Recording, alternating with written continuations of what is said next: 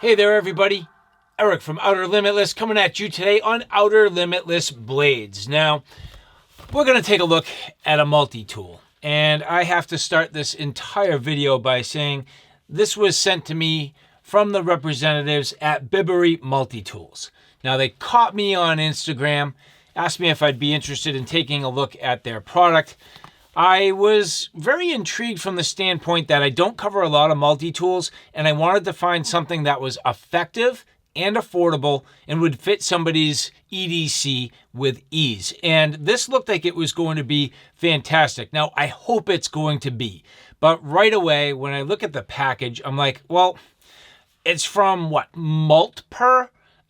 I was expecting packaging from Bibury Tools. And Bibury Multitools, who sent this to me, has images on their website of their own packaging, and that's what I thought I was going to get. And then beyond that, what always bothers me, don't tell me this is the best gift. I hate packaging that makes things look generic, and I would have to think that's a very Chinese-like thing to do.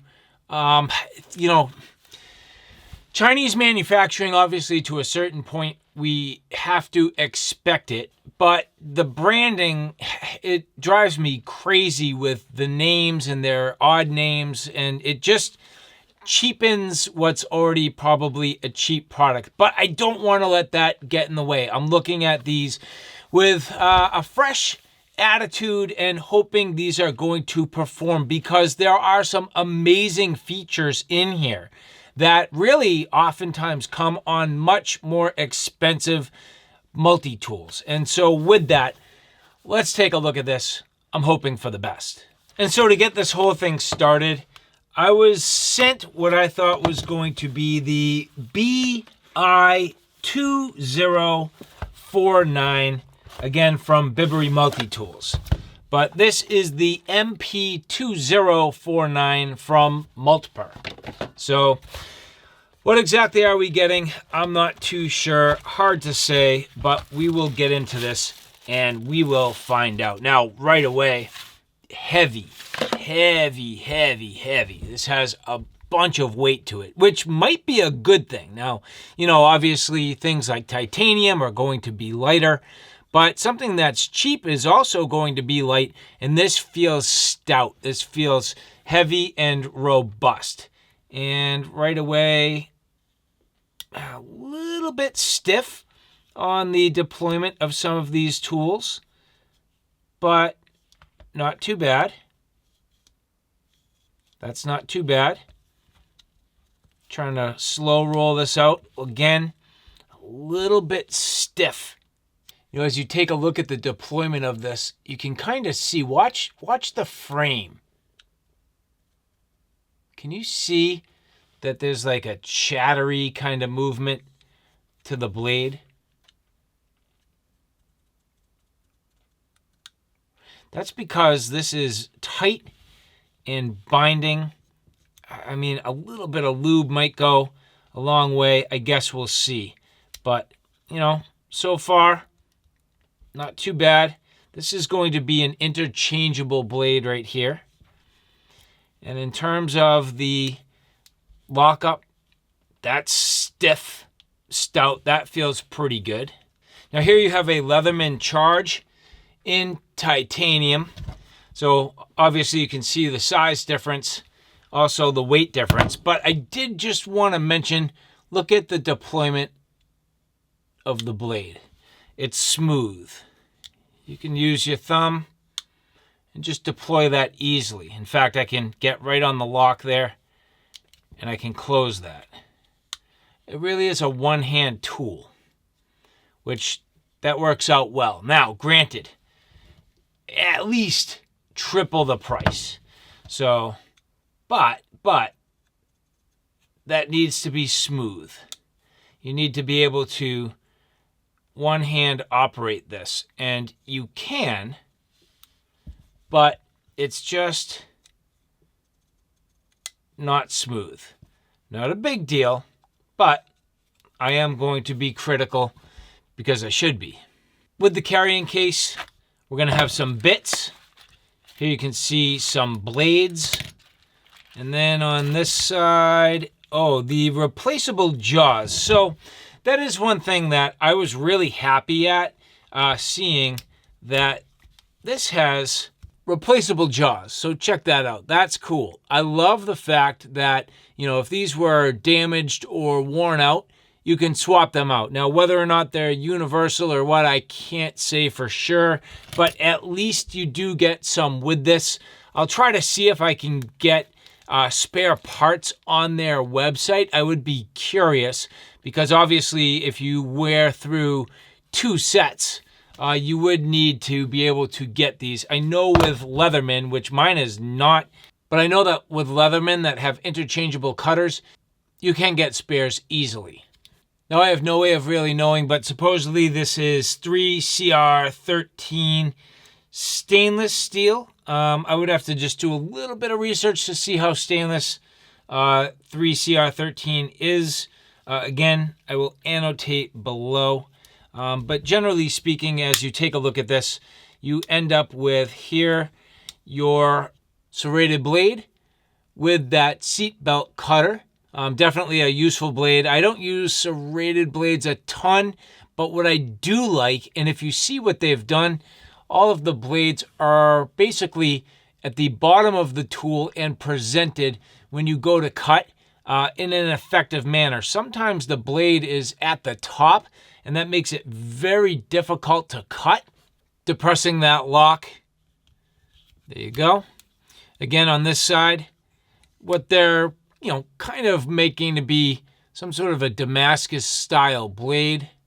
I guess it's very possible that the blade itself is the 3CR13. Hard to say. Again, no real true indication on their documentation. Here you have that file. You have both a coarse and a fine side. So coarse and fine. And then it looks to be, let's see what you do here. So you reach in, basically pulling up this lever, and that allows you to remove the tool, which now I can replace with a saw or a scalpel, which this is like the best part about this. I love that these are replaceable, and I love the scalpel blade being something that you can use and just use and abuse and just replace it when it gets damaged. And I'm curious if, let's see, we should be able to put this in this direction, fold that down, and then at this point, stow it away. Yeah, that's nice.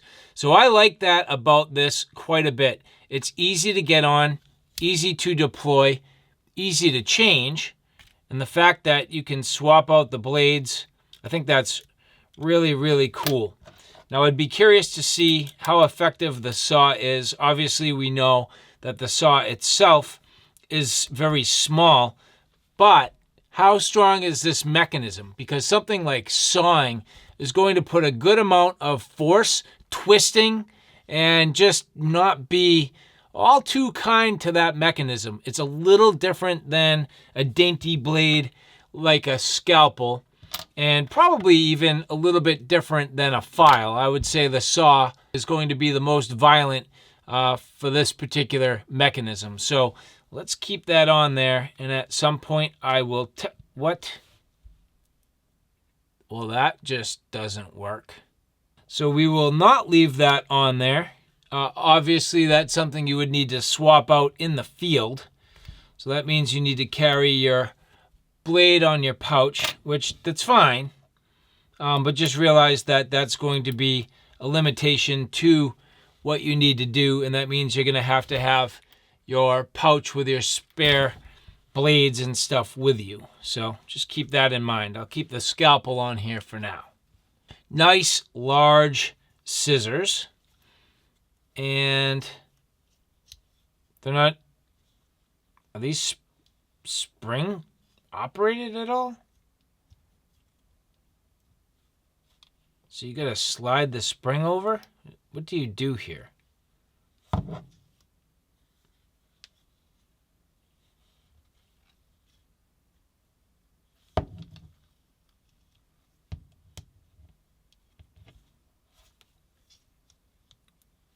So I'm going to say you would literally have to like open these every single time. I don't think this like spring mechanism even works.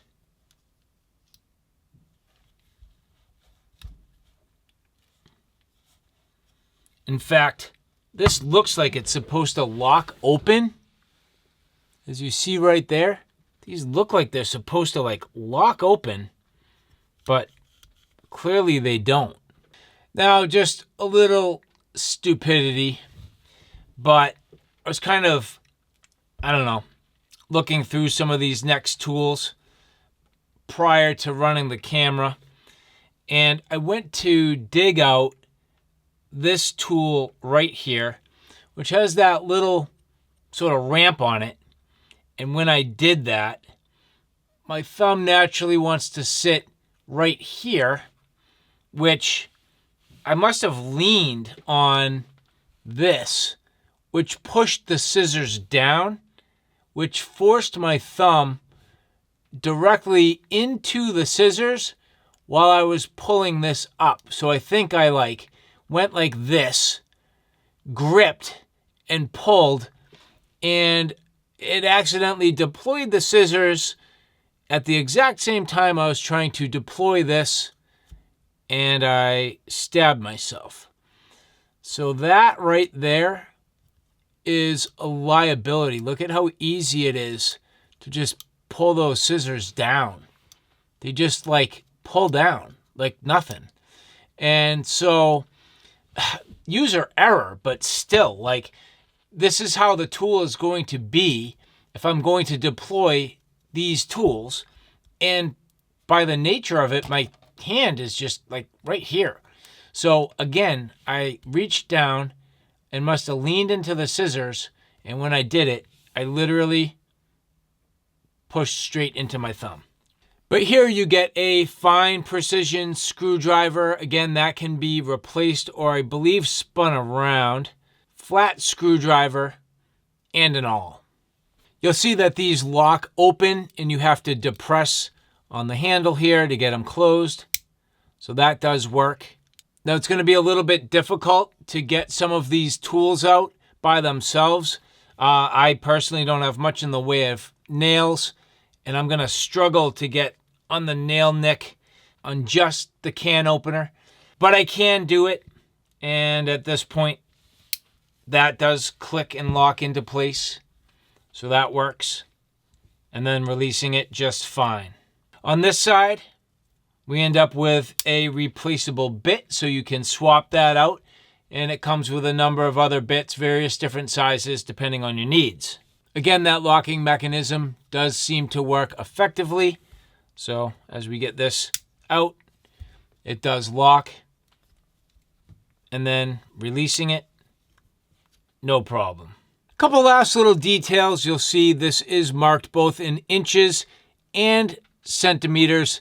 And actually, I line this up on my grid, and it's spot on. Their measurements seem to be fairly accurate when you get this collapsed, and you'll see at this point when you kind of line all this up, it actually makes a continuous ruler, and that does seem to work well, so that's cool. And so all in all, I mean, a good number of tools here. I'm going to put this in the category of you're getting what you pay for. So it is certainly not a high-end multi-tool. It's also not terrible. It's okay. I think it probably needs some lubrication in some of these pivots. I think that will make a big difference, and that'll help you deploy all of this, a little bit smoother. It's a little bit chunky and clunky, but that's not a big deal. It has a little bit of a weight, but it feels good in the hand. There aren't too many like sharp spots on this, so it's machined fairly well. I'd be curious about the overall quality of the steel on the blade and how that will hold up over time. Again, just a little bit rough in terms of the deployment. The scissors to me are a definite liability. I'm literally like bleeding all over this thing right now. It is what it is. But the fact that they don't really, they're not really effective as scissors. Like what am I supposed to do here? How are these really supposed to work to actuate? I just think, I don't know. I'm either missing something or they just don't work right. They don't lock into place. And then even worse is when they're in, you can pull them out. And clearly that was a liability for me. I do like the size of the pliers themselves. I think this is a good size in terms of your ability to do work. I love that it has the replaceable cutters. That's pretty sweet. Even has that little wire stripper notch in there. So that's cool. And they feel like a little bit broken in, which is nice. They're not, spring actuated, but, they're not stiff at the same time either. So they'll be fairly effective to work with, I believe. Good shape overall. Again, everything rounded out nicely, yet, sharp enough in the jaws where you need it. In terms of the carrying case, the ability to carry all of the, spare components. So that will fit in there. Should snap easily. Little carrying clip on the back. So that's nice. And I wasn't paying close enough attention. You do also get a couple of replacement blades here too. So that's cool. These are those surgical blades. So getting everything kind of packed up in here, this does become its own self-contained little kit. That's nice. I feel like you kind of need to be careful with these blades, but that will work out just well. Sliding some of these in there. Little plastic protector for that saw blade. And another little goodie that I'm missing here, a key to allow for adjustment of those pivot screws. So that is something that I could certainly play with and maybe get that all dialed in. So overall, a pretty good package here. I definitely have some general thoughts, general concerns. I think this will be fairly effective, yet again, as I mentioned, I put this in the category of you get what you're paying for. So, not a super high-end piece of equipment, but at the same time, it'll have some good utility purpose if you're looking for something in more of a budget category. And so again, I don't know if I should be saying thank you to the people at Bibury Multitool or to Multper. Is this the best gift? I don't know. They got to work on their packaging. I wish I got the, Bibury Tool version and not the Multper version. But it is what it is. This is what it is. So anyway, guys, mixed results, not too bad. I hope you enjoyed that. Thank you so much for following along. Thank you to the people at Bibury who did provide this for review. Take a look at my Outer Limitless brand of channels. So not just here on Outer Limitless Blades, but Outer Limitless, where I cover all my hiking, camping, backpacking, and EDC gear. Outer Limitless Lights, which covers all my lighting, indoor, outdoors, and backpacking headlamps, EDC lights, things like that. And Outer Limitless 2, which is tactical and firearms. Thank you again, guys. I appreciate it. Take care now. I'll see you soon.